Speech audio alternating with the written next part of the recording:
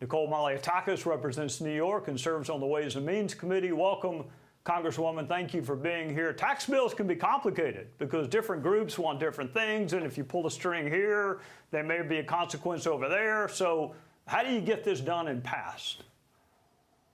Well, thank you for having me. And what I'll start by saying is that our chairman, Jason Smith, has really done a great job of focusing the members in various tax teams where we're all weighing the good, the bad, and the ugly.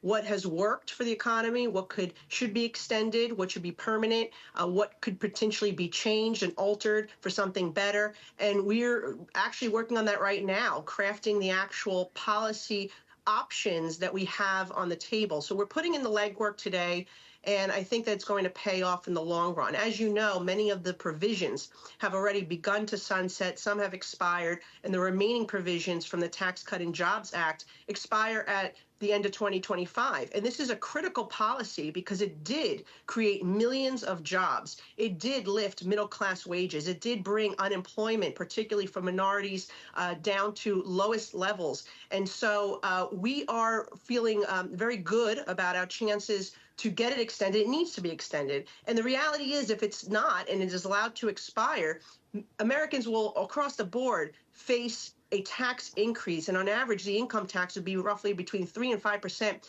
increase that American families will see. So there's a lot at stake here. But I think the key is to once we start in January, to make this one of the priorities, not push it to the later in the year, because that is just too risky, a chance that it expires.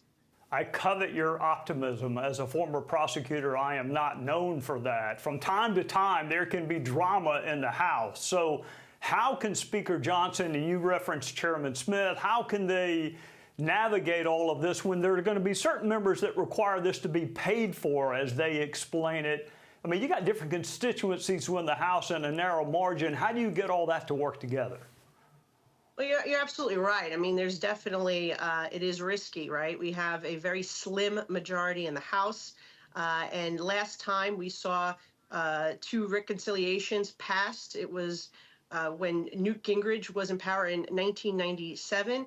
And also the last time Tax Cut and Jobs Act passed, there are 13 no votes. We only have about 2 votes to give away. And so that's what's challenging, and that's why it's important that we're starting now. I think what leadership has done in trying to bring the various factions together within our conference who have different views to try to see where are the sticking points. But I think right now, the big thing is to reconcile with the Senate that we're going to be taking up this bill in the beginning of the year and not doing 2 reconciliations. Because, again, I think if you focus on energy and the border up front, there's too much risk of tax expiring on the back end, because you have a lot of members who do want to focus on, I think a majority of us do, but to some degree, in certain communities, certain states, energy is more important of an industry. Border states, the border is incredibly important. And then you have folks, for example, in New York and California who really care about the SALT deduction. And then you have the president's priorities, right? What you mentioned some of them before: Social Security, tax on tips,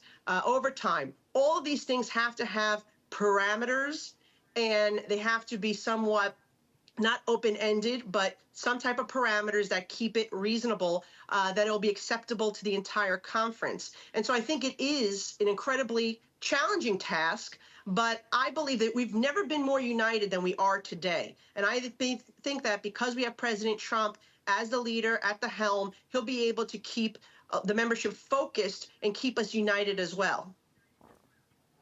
You know, incoming Majority Leader John Thune said that failure is not an option, and it just dawned on me while I was listening to you, the margin in the Senate may actually wind up being bigger than the margin in the House. I mean, it is tight, but as you said, you have a wonderful chairman in Jason Smith, and there's a reason they put the smart folks on Ways and Means. So we will look to see what y'all come up with, and we thank you for joining us on Sunday night.